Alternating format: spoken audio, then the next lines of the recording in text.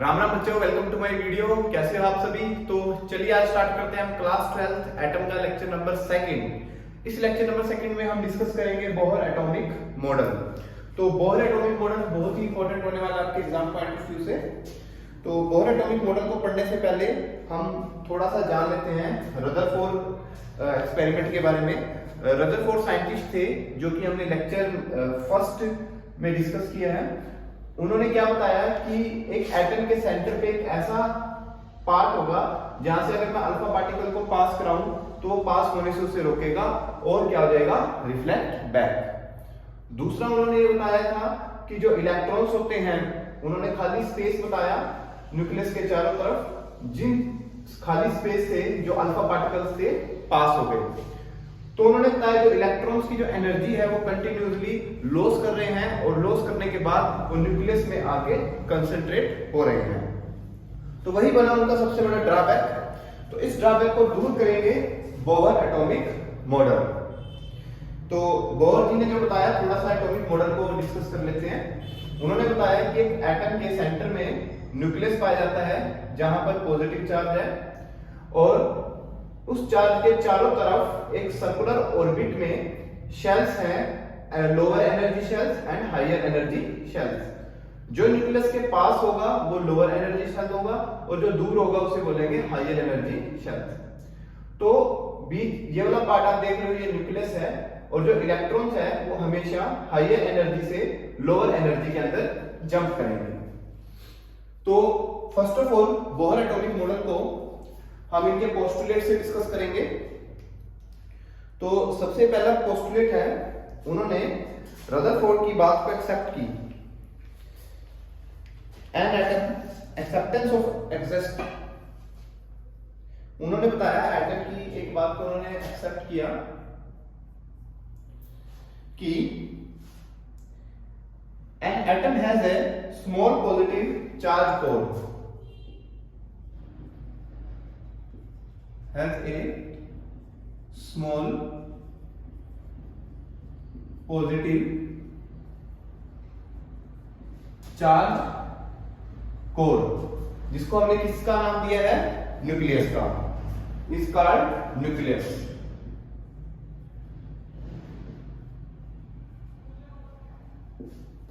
Right. फिर उन्होंने बताया अपने सेकंड पोस्टुलेट में electrons revolve around the nucleus with definite fixed energy. Electron revolve around the nucleus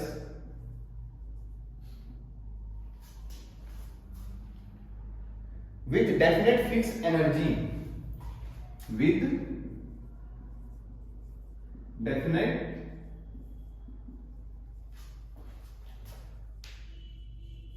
fix energy, जो कि किस पाथ में है, सर्कुलर पाथ में। किस पाथ में है, सर्कुलर पाथ में, which is in circular path known as radius.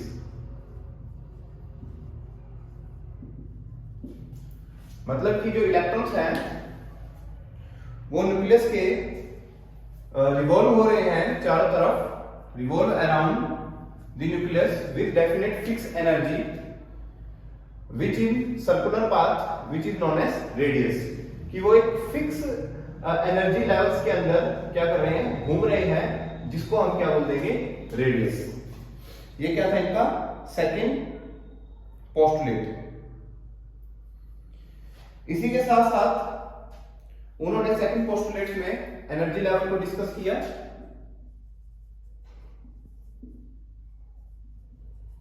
जो कि अभी मैंने आपको बताया, लोअर एनर्जी लेवल कौन सा होगा, जो न्यूक्लियस के पास होगा, और जो न्यूक्लियस से दूर होगा वो होगा हायर एनर्जी लेवल।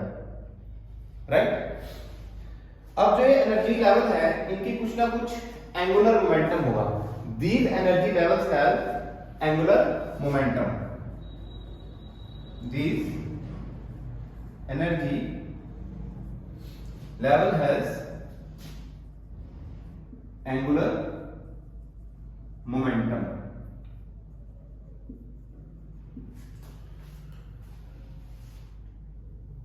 जो कि किसके इक्वल होगा, integral multiple of which is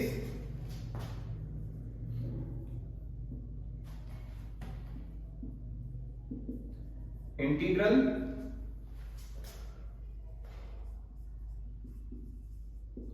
multiple of NH by में 2 पाई। तो इस रिलेशन को भी हम प्रूव करेंगे।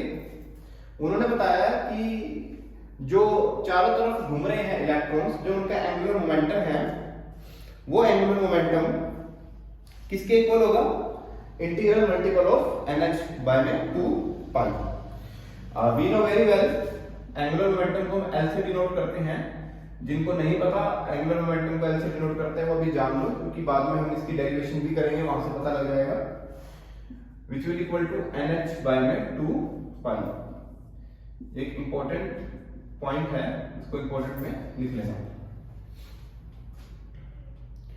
तो थर्ड पोस्टुलेट भी हमने डिस्कस कर लिया बोहर एटॉमिक मॉडल का। अब लास्ट पोस्टुलेट में हम क्या बताया बोहर जी ने कि जो एनर्जी लेवल्स है एटम का, तो जो इलेक्ट्रॉन्स हैं जब वो एमिट होंगे एनर्जी की फॉर्म में,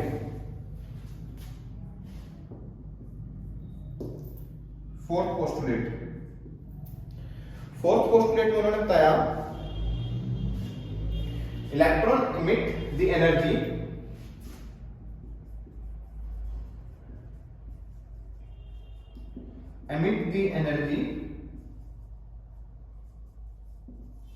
जो एमिट करेंगे अपनी एनर्जी को in the form of photon,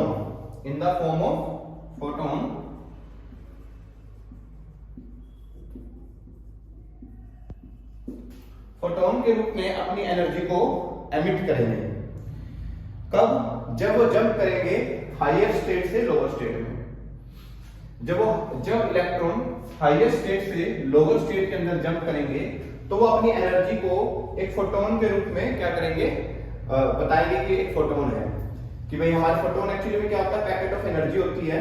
जो लाइट है it is also known as the packet of energy like a photon. तो कह सकते हैं हम when it jump higher energy to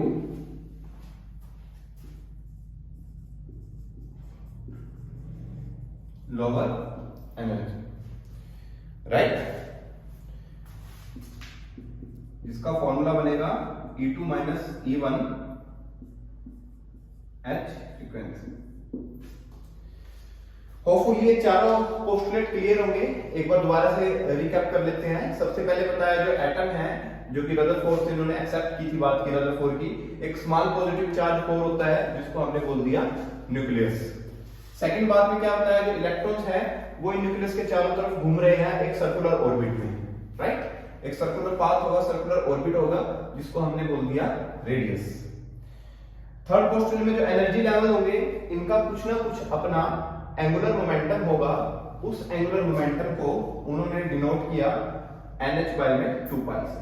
ये एक रिलेशन है जिसको हम आगे डेरिवेशंस में डिस्कस किएंगे। फोर्थ पोस्टुलेट में उन्होंने बताया कि जो इलेक्ट्रॉन है जब एमिट करेगा हायर एनर्जी से लोअर एनर्जी में, तो वो इलेक्ट्रॉन अपनी एनर्जी को फोटोन के रूप में दिखाएगा। क्लियर? ये चारों पोस्टुलेट इंपॉर्टेंट है बोहर के, जिससे हम जिनकी हेल्प से आगे हम इन ऑर्बिट्स का रेडियस और इन इलेक्ट्रॉन की वेलोसिटी को फाइंड आउट करेंगे। नोट डाउन कर लो वीडियो पॉज करके।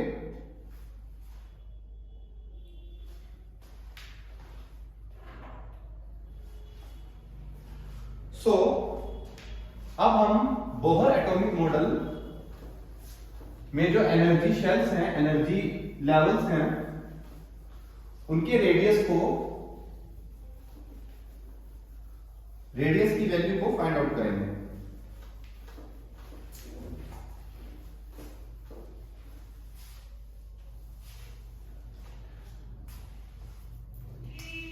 Now radius of electron orbit, electron के ऑर्बिट की रेडियस को हम फाइंड आउट करेंगे from the postulate second, from second postulate of Bohr we know very well electrons are moves in circular orbit. जो electron है वो circular orbit में घूम रहे हैं, तो ऑब्वियसली बात है कि इन पर एक सेंट्रीपिटल फोर्स लग रही है, centripetal force which will equal to electrostatic force, electrostatic force, right? So we know very well the formula of centripetal force mv square by r and the electrostatic force k q1 q2 by में r square. Fine. Now let us consider the value of q1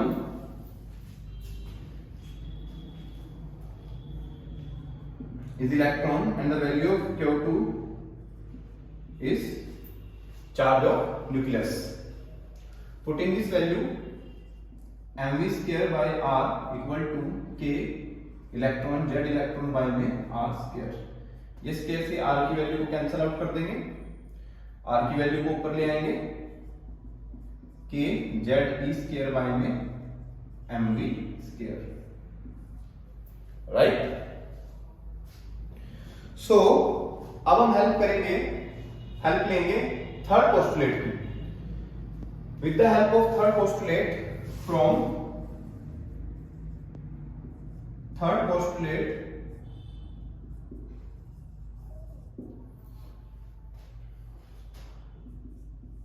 mvr equal to nh by में 2 pi, अभी हमने discuss किया है mvr equal to nh by में 2 पाई। सो यहां से velocity की वैल्यू निकाल देंगे nh ओवर mr 2 पाई। अब इस वैल्यू को हम पुट करेंगे अपनी रेडियस की वैल्यू पे, जिससे कि मेरी परफेक्ट रेडियस ऑफ ऑर्बिट निकल के आ जाएगा।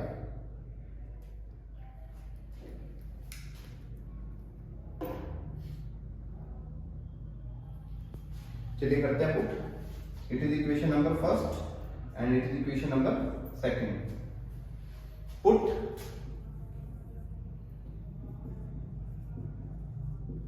equation 2 in 1. So r will equal to k z e square by m। अब यहां पर v स्क्वायर है, क्या है v स्क्वायर, तो इस पूरी वैल्यू को क्या हो जाएगा square, n square h square, जो डिवाइड में वैल्यू ऊपर आ जाएगी m स्क्वायर r स्क्वायर 4 पाई, राइट? अब r स्क्वायर इधर आ गया, r इधर आ गया, तो इसको सोल्व करेंगे,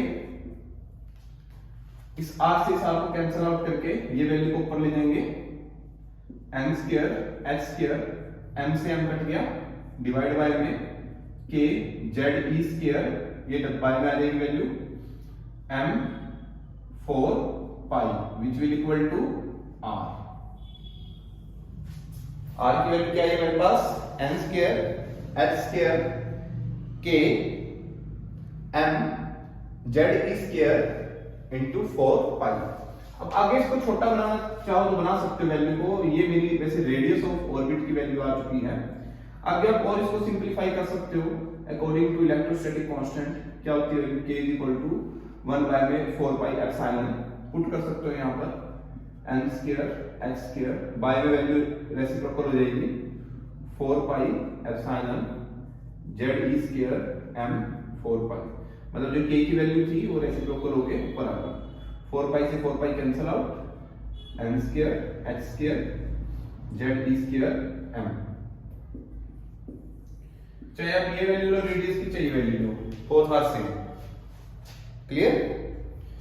तो भैया इतनी बड़ी वैल्यू को कहां उठा के चलोगे बोर्ड के पेपर में, तो इसके लिए आप एक चीज याद रखना कि जब यहां पर मैं वैल्यूज को पुट करता हूं, देखो सिंपल सी बात, h प्लैंक कांस्टेंट की value constant, mass constant, electron constant, nucleus of charge constant, but and it is not constant, it is a variable, it is a energy level part.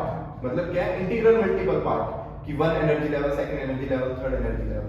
So we can say जब मैं यहां पर सारी values को put करता हूं, values put करने के बाद मेरे पास वैल्यू आती है r इक्वल टू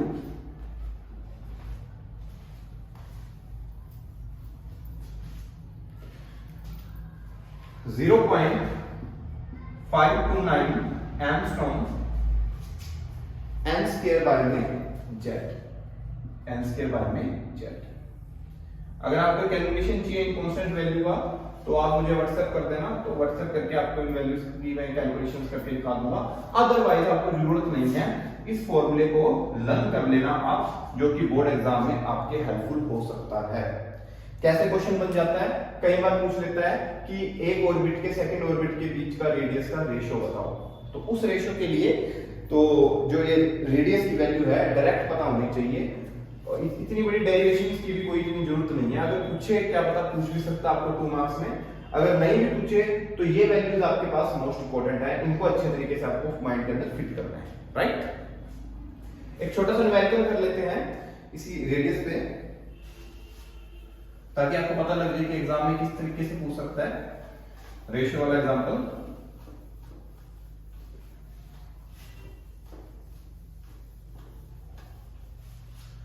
तो हम हाइड्रोजन एटम की बात ले लेते हैं। व्हेन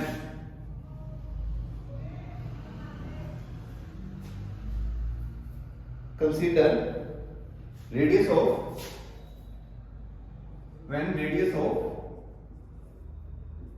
हाइड्रोजन एटम, यहां पर जो न्यूक्लियस के चार्ज की वैल्यू है वो 1 है, और नंबर ऑफ शेल अगर मैं लेता हूं n equal to 1, value put करता हूं r equal to 0.529 1 square by में 1, which will equal to 0.529। Clear, angstrom में वैल्यू है फर्स्ट पार्ट। अब मुझे बताना है second energy level, second shell में क्या रिलेशन रहेगा इसका। तो न्यूक्लियस की जो वैल्यू है चार्ज की वो तो मेरी फिक्स रहेगी, n हो जाएगा 2, वैल्यू पुट करेंगे r equal to 0.529 2 square by 1। जो वैल्यू को कैलकुलेट करके सोल्व करेंगे, 529 बाय 1000 इंटू 4,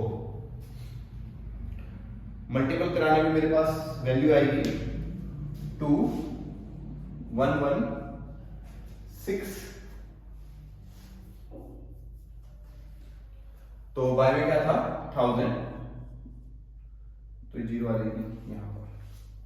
क्लियर, तो सेकंड की जो वैल्यू आई मेरे पास, जब n की वैल्यू 2 थी, सेकंड एनर्जी लेवल की, हायर एनर्जी लेवल की, ये लोअर एनर्जी लेवल हो गया क्योंकि n 1 है यहां पर न्यूक्लियस के पास, ये हायर एनर्जी लेवल हो गया जिसकी वैल्यू कितनी आएगी मेरे पास 2.116, इसको r1 मान लो, r2 मान लो, आंसर राइट। तो अगर मैं इनका रेशियो देखूं r1 और r2 का, r1 डिवाइड बाय r2, जब इनका रेशियो देखूं 0.529 बाय 2.116, तो 1 बाय में 4 आता है ratio. So we can say the radius of hydrogen atom ratio is r1 ratio r2 similar r3 is 1:4:9। Important है बेटा, ये ध्यान लगा के करना है इसे। चलिए अब आगे डिस्कस करते हैं हम velocity of Bohr atomic model. Bohr atomic model की वेलोसिटी को डिस्कस करेंगे।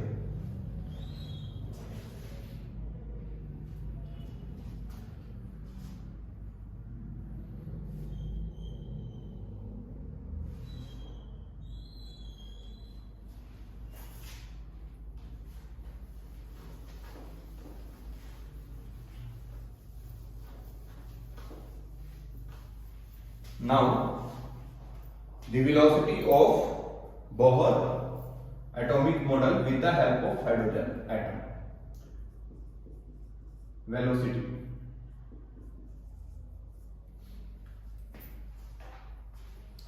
तो बच्चे अगर आप स्टार्टिंग से अच्छे तरीके से पढ़ो फिजिक्स तो आपको बिल्कुल भी टफ ना लगे। तो लास्ट टाइम में बच्चे क्या होते हैं कि सोचते हैं कि हमें पास होना है और हमें ऐसे इंपॉर्टेंट टॉपिक मिल जाए जिससे कि हम पास हो जाए। तो उसके लिए भी आपके लिए एक वीडियो लेके आएंगे, कुछ ऐसे इंपॉर्टेंट टॉपिक जो आपको एटलीस्ट 80 के मतलब रेंज में जरूर लाएंगे, मार्क्स के 80-70 के रेंज में। वो उनके लिए है जो सिर्फ पास होना चाहते हैं लेकिन फिर भी उनके 70 to 80 मार्क्स इजीली आ जाएंगे, राइट। तो सबसे पहले वेलोसिटी निकालने के लिए हमारे पास हमको याद होनी चाहिए radius of Bohr atomic model, कि जो रेडियस क्या था बोहर एटॉमिक मॉडल का। आर की वैल्यू क्या थी मेरे पास, m² h² k z e² m × 4π। ये याद होनी बड़ी जरूरी है। तो अब हम हेल्प लेंगे थर्ड पोस्टुलेट की, from third postulate mv r = nh/2π। यहां से वेलोसिटी की वैल्यू को फाइंड आउट कर लेंगे हम इजीली। सो हियर देखो इन दोनों, देखो चाहे आप यहां से r की वैल्यू यहां पुट कर दो, चाहे यहां से मतलब यहां से r की वैल्यू निकाल के यहां पुट कर दो, निकालनी हमें वेलोसिटी है। मैं क्या करने वाला हूं, यहां से v की वैल्यू को फाइंड आउट कर लूंगा nh बाय में mr। क्लियर।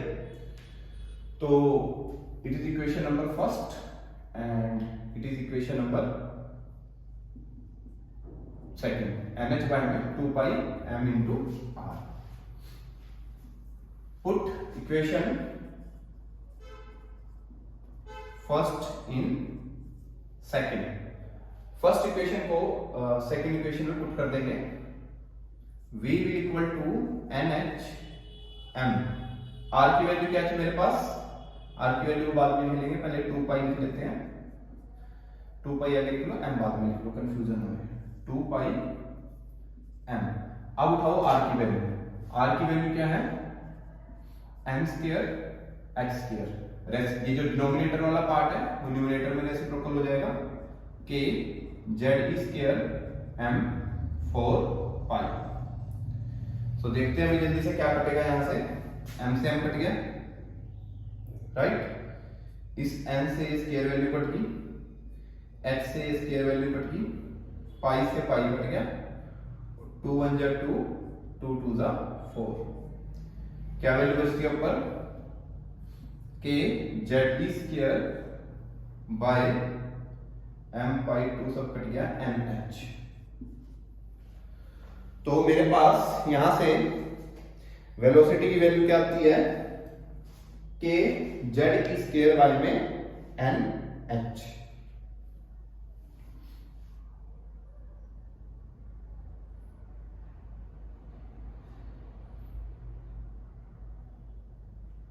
क्लियर बच्चों।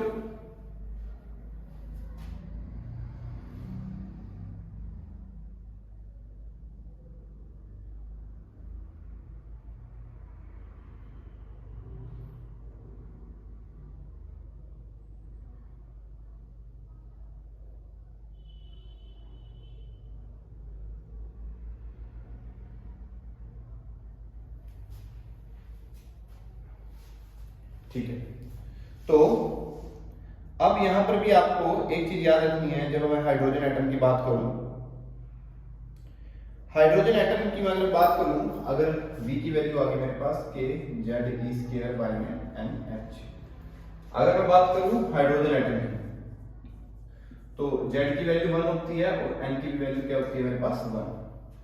तो अगर मैं Z की वैल्यू को 1 कंसीडर करता हूं तो मेरे पास जो वेलोसिटी है वो इनवर्सली प्रोपोर्शनल आएगा किसके, नंबर ऑफ ऑर्बिट्स। मतलब वही बात होगी ना जो केपलर ने भी बताई थी, जब हम ग्रेविटेशन में पढ़ा था हमने, उन्होंने बताया था कि अगर नंबर ऑफ जो शेल्स होंगी, नंबर ऑफ एनर्जी लेवल्स होंगे वो ज्यादा होंगे तो वेलोसिटी क्या होगी, कम।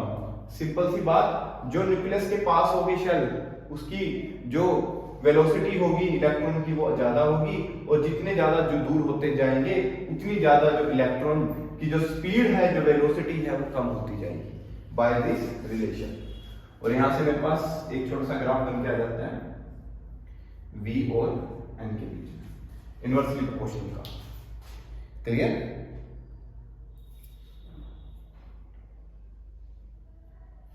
फाइन। अब हम डिस्कस करेंगे total energy of hydrogen atom. Hydrogen atom की टोटल एनर्जी, जो कि मोस्ट इंपोर्टेंट है, इस पर न्यूमेरिकल आता ही आता है।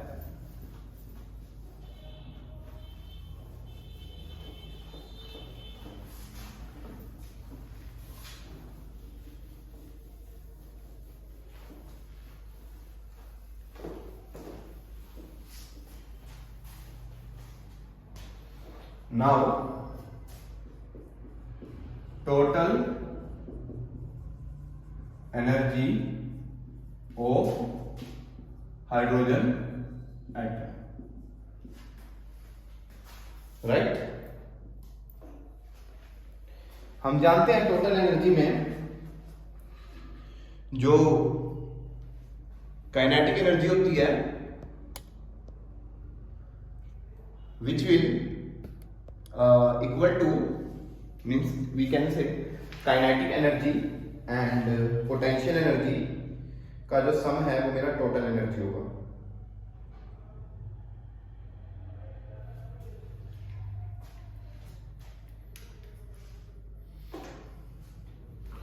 सो total energy which will equal to E kinetic energy plus potential energy. We know very well kinetic energy will equal to half mv square. क्या वैल्यू होती है? Half mv square. And potential energy equal to k q1 q2 by में r। Clear? q1 q2 by में r। तो जो कि हम अच्छे तरीके से जानते हैं, लास्ट टाइम हमने डिस्कस भी किया है। जो v की वैल्यू है क्या, ये मेरे पास k z square by n पाई 2 पाई है बेटा इसके साथ में, और रेडियस की वैल्यू क्या है मेरे पास, वो भी इंपॉर्टेंट है, रेडियस की वैल्यू भी आपको पता होनी चाहिए।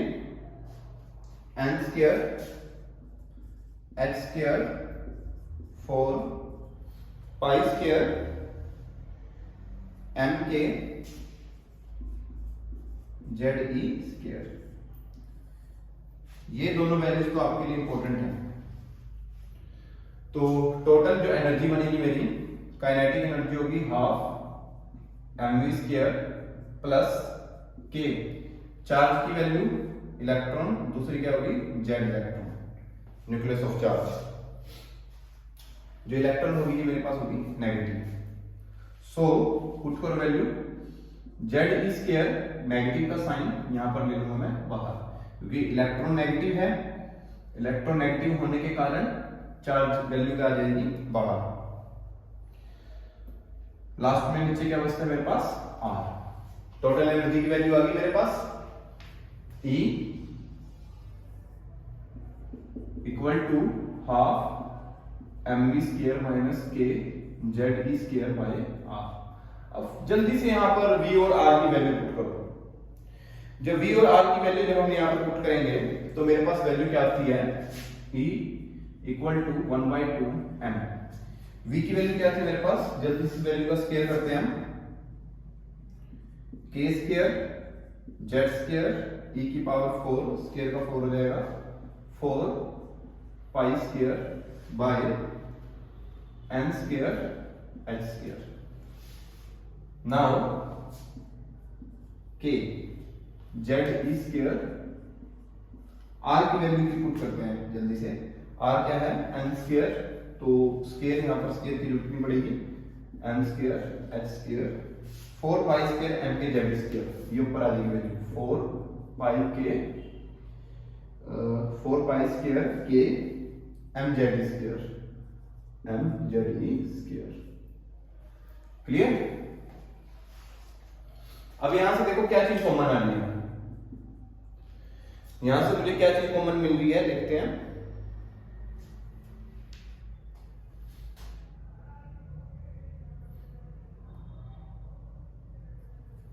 एक तो m कॉमन है, 4 कॉमन है, पाई स्क्वायर कॉमन है, इलेक्ट्रॉन की वैल्यू भी कॉमन है, और z स्क्वायर ये भी कॉमन है, n स्क्वायर है, h स्क्वायर भी कॉमन है, डिनोमिनेटर तो पूरा ही कॉमन है मेरे पास। तो मैं कॉमन ले लेता हूं value directly, 4 pi square m k square z square, electron की वैल्यू 4, और डिनोमिनेटर में n स्क्वायर h स्क्वायर। तो क्या बचता है मेरे पास, 1/2 माइनस 1, मतलब ये सारी वैल्यू कॉमन आ गई ना, ये पूरी की पूरी वैल्यू कॉमन आ गई। देखो तो इसकी जगह 1/2 और ये भी पूरी वैल्यू कॉमन आ गई, तो इसकी जगह क्या आ गया 1। तो 1/2 minus 1 equal to 4 pi square m k square z square e की पावर 4 y में n square h square minus 1/2 minus 1/2। तो ये सारी की सारी वैल्यू कैसी होगी, नेगेटिव हाफ। कैसी होगी वैल्यू, नेगेटिव हाफ, राइट। तो लास्ट में मेरे पास जो टोटल एनर्जी बचती है, अगर मैं यहां पर वैल्यूज पुट करूं, सभी वैल्यूज पुट करने के बाद मेरे पास बचती है नेगेटिव 13.6 इलेक्ट्रॉन वोल्ट बाय में n स्क्वायर। मतलब एनर्जी किस पे डिपेंड करेगी, एनर्जी भी डिपेंड करेगी नंबर ऑफ शेल्स के इनवर्सली प्रोपोर्शनल होगी स्क्वायर के। किसके, नंबर ऑफ शेल्स के इनवर्सली स्क्वायर के। मतलब जो पास होगी उसकी एनर्जी ज्यादा होगी, जो दूर होगी उसकी एनर्जी क्या होगी, कम होगी। क्लियर।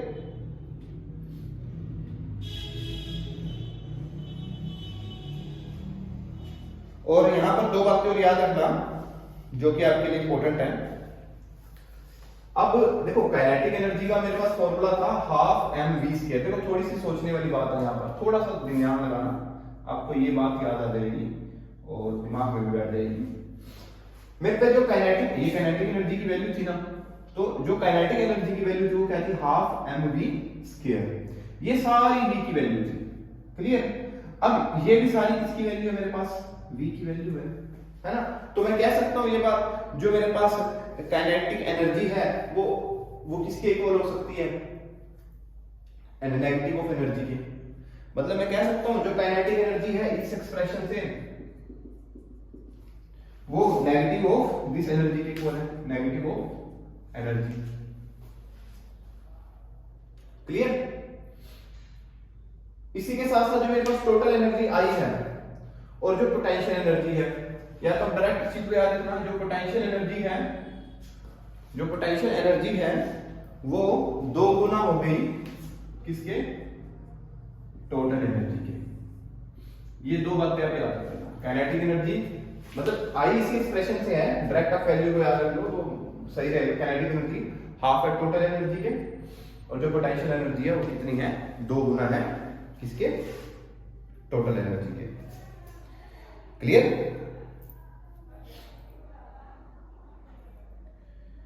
चलिए तो अब हम जल्दी से फ्रीक्वेंसी को डिस्कस कर लेते हैं हाइड्रोजन एटम की, और फिर हमारा बोहर एटॉमिक मॉडल पूरा कंप्लीट होगा।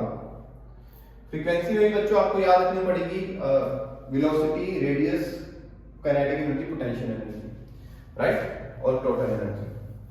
तो अब हमारे जो डिस्कस होने वाला है टॉपिक वो है फ्रीक्वेंसी।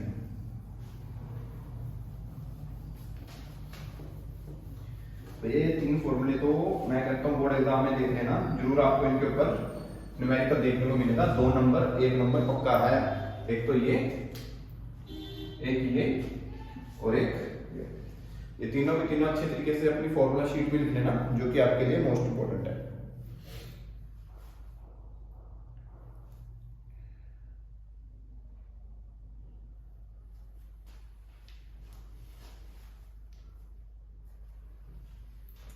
अब मेरे पास टॉपिक होने वाला है frequency of hydrogen n atom, hydrogen में कोई से भी n एटम आ जाए उसकी फ्रीक्वेंसी को हम डिस्कस करने वाले हैं। एंगुलर वेलोसिटी की बात करूं तो क्या होती है मेरे पास v equal to r omega, v equal to r omega की वैल्यू में बात करूं 2 पाई फ्रीक्वेंसी, यहीं से फ्रीक्वेंसी की वैल्यू को निकालूंगा v, डिनोमिनेटर में आ जाएगा 2 pi r। Is it clear? Velocity equal to r omega, angular velocity का जो रिलेशन है, तो यहां से ओमेगा की वैल्यू पुट कर दी 2 पाई r और फ्रीक्वेंसी की वैल्यू मेरे पास आ जाती है v बाय 2 पाई r। अब वहीं से यहां पर वेलोसिटी और r की वैल्यू पुट करेंगे। जब वेलोसिटी और r की वैल्यू पुट करेंगे काफी कुछ कटेगा, मतलब आप वैल्यू पुट कर लेना, मैं डायरेक्ट लिख लेता हूं। तो जो मेरे पास जो फ्रीक्वेंसी की वैल्यू है वो चलो पुटिंग कर देते हैं। v की वैल्यू क्या थी k z e² 2 pi by n h divide by, इसको ऊपर साइड में लिख लेता हूं 2 पाई, r की वैल्यू क्या थी मेरे पास n² h² बाय 4 पाई m k z e²। Clear? तो जब इसको सॉल्व करेंगे तो मेरे पास जो ऊपर वैल्यू बचती है, देखो ये पाई से पाई कट गया, 2 1 जा 2, 2 टू द 4, और कुछ कटेगा यहां पर, इधर देखते हैं, पाई से पाई कट गया। क्लियर? अब ये डिवाइड है तो रेसिप्रोकल हो जाएगी value k z e² 2 by n multiply m k 2 था z e² बाय में n² h²। जब इस फ्रीक्वेंसी की वैल्यू को मैंने सोल्व किया 2 टू द 4, तो मेरे पास वैल्यू आती है 4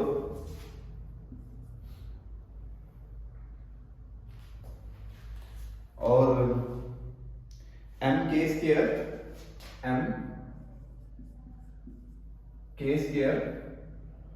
z² इलेक्ट्रॉन की वैल्यू 4 बाय में n³ h²।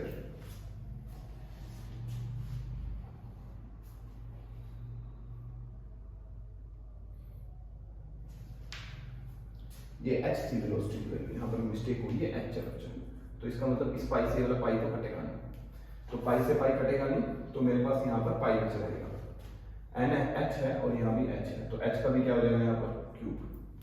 क्लियर? फाइन। सो यहाँ पर जो समझने वाली बात ये है, जो फ्रीक्वेंसी है वो डायरेक्टली प्रोपोर्शनल होगी न्यूक्लियस के चार्ज पे और इनवर्सली प्रोपोर्शनल किसके होगी? ऑर्बिट के शेल के, एनर्जी शेल के क्यूब के। फाइन।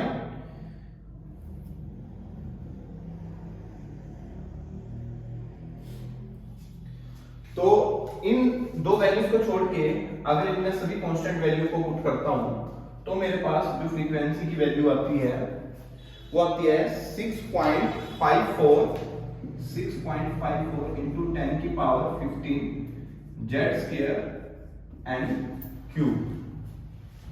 और फ्रीक्वेंसी आप सभी को पता है किसमें मेजर करते हैं? हर्ट्ज में। ये मेरे पास वैल्यू आ जाती है फ्रीक्वेंसी। तो बच्चों अब बोहर में आपको देखो रखना क्या है यार, एक तो वेलोसिटी की वैल्यू, एक r की वैल्यू। वो वैल्यू भी याद रख सकते हो जो मैंने लास्ट में बताई थी, वही रख लेना यार जो वेलोसिटी की थी और r की वैल्यू थी। ये तो पुटिंग मेथड के लिए हम यूज करते हैं। ये मोस्ट इंपोर्टेंट है, पोटेंशियल एनर्जी का इंपोर्टेंट है और एक फ्रीक्वेंसी भी इंपोर्टेंट है, और एनर्जी तो वेरी वेरी वेरी इंपोर्टेंट। इन चारों वैल्यूज को, फॉर्मूलास को अपनी एक फॉर्मूला शीट बनाओ। उस फॉर्मूला शीट में चैप्टर वाइज जो टॉपिक आप समझते हो उन टॉपिक्स के फॉर्मूलास को लिखना स्टार्ट कर दो, ताकि आपको जब न्यूमेरिकल्स करने आए तो आपको बिल्कुल भी टफ ना लगे। राइट?